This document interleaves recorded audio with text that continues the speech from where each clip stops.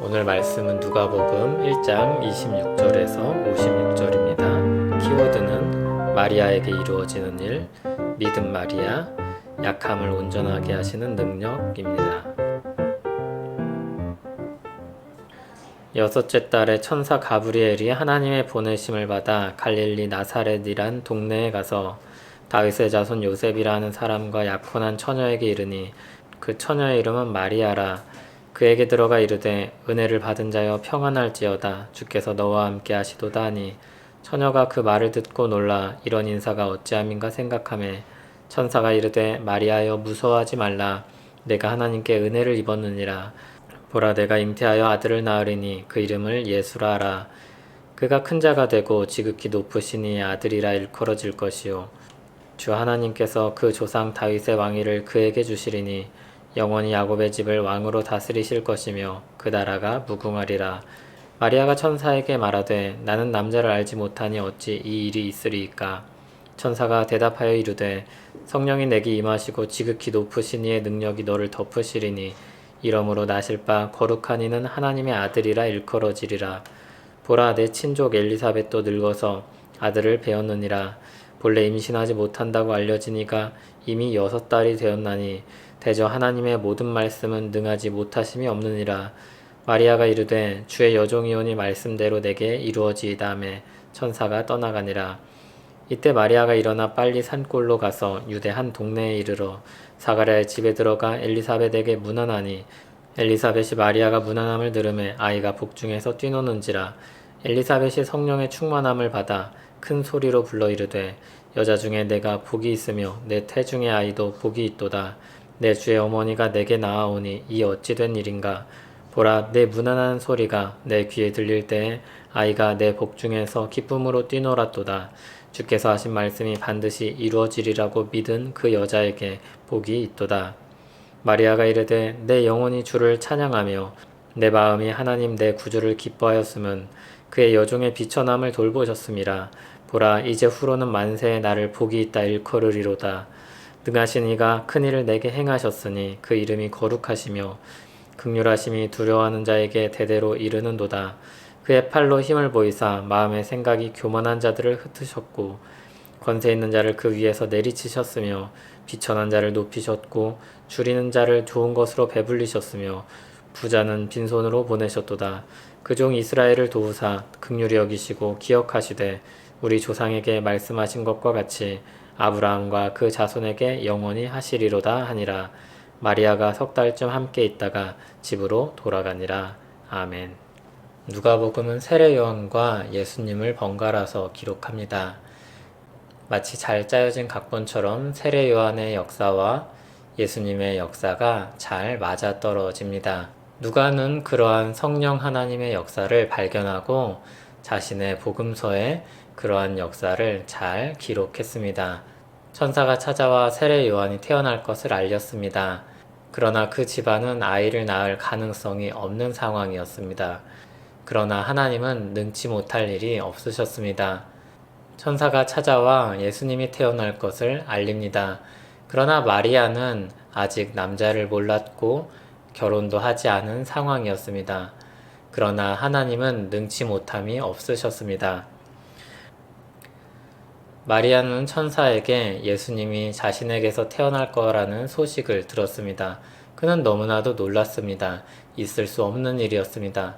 그러나 이미 있을 수 없는 일이 가까운 친척 엘리사벳에게 일어났습니다. 그는 임신하지 못할 상황이었지만 이미 아이를 뵌 지 6달이 지난 후였습니다. 예수님이 마리아에게 태어난다는 소식은 마리아에게는 너무나도 놀라운 일이었습니다. 그러나 그는 엘리사벳에게 역사하신 하나님을 믿고 자신에게 행하실 하나님의 역사를 받아들이기로 합니다. 그는 능치 못할 것이 없는 하나님을 믿었습니다. 하나님은 마리아를 엘리사벳에게 인도하셨고 엘리사벳은 성령 충만함을 받아 마리아를 축복했습니다. 모든 것이 준비되었던 것처럼 하나님의 역사가 착착 이루어지고 있습니다. 그것을 누가만 발견한 것이 아니라 마리아 역시 자신에게 그러한 역사가 일어나고 있음을 확인했습니다. 마리아는 자신의 비천함을 돌보셨다고 고백하며 찬양합니다.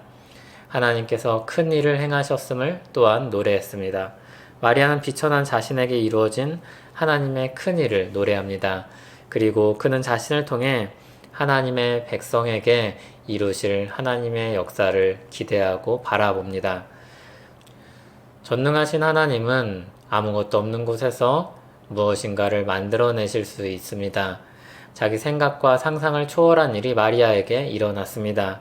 그럼 그가 정신을 차리고 하나님 역사에 동참할 수 있었던 것은 그가 믿음으로 하나님께 반응했기 때문입니다. 마리아는 이렇게 고백했습니다. 주의 여종이오니 말씀대로 내게 이루어지이다.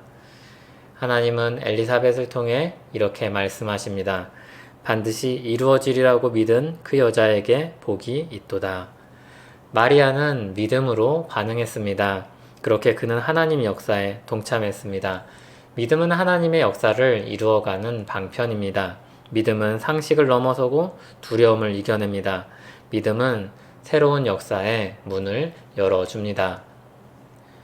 마리아는 스스로 고백하듯이 비천한 처지에 있는 사람이었습니다.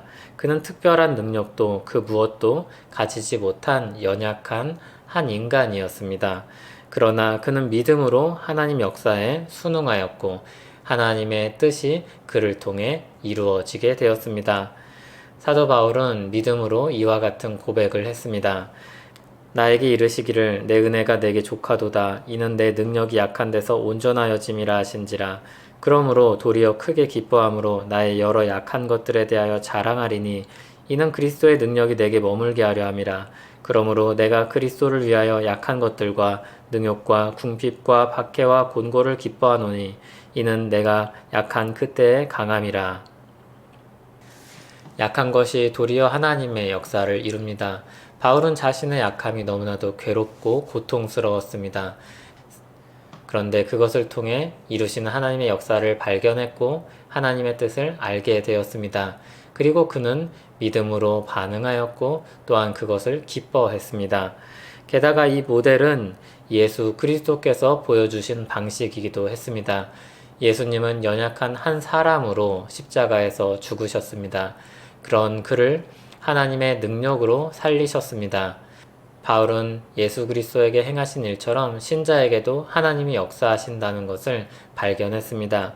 신자의 약함은 하나님께서 일하시는 한 가지 방식입니다.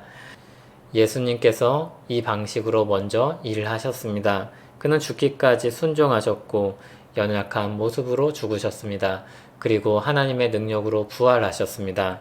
우리가 생각지 않은 방식으로 우리의 연약성이 드러날 때가 있습니다. 그때 믿음으로 하나님을 붙잡으십시오.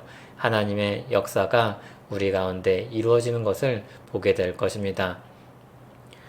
비천한 자를 돌보시고 긍휼을 베푸시는 주님, 그들을 통해 하나님의 큰 역사를 이루시는 주님, 우리에게 예수 그리스도를 통해 하나님 역사를 보게 하시니 감사합니다. 우리 연약함까지도 도구 삼아 하나님 역사에 동참하게 하시니 감사합니다. 우리에게 주의 일을 보게 하옵소서. 예수님 이름으로 기도합니다. 아멘.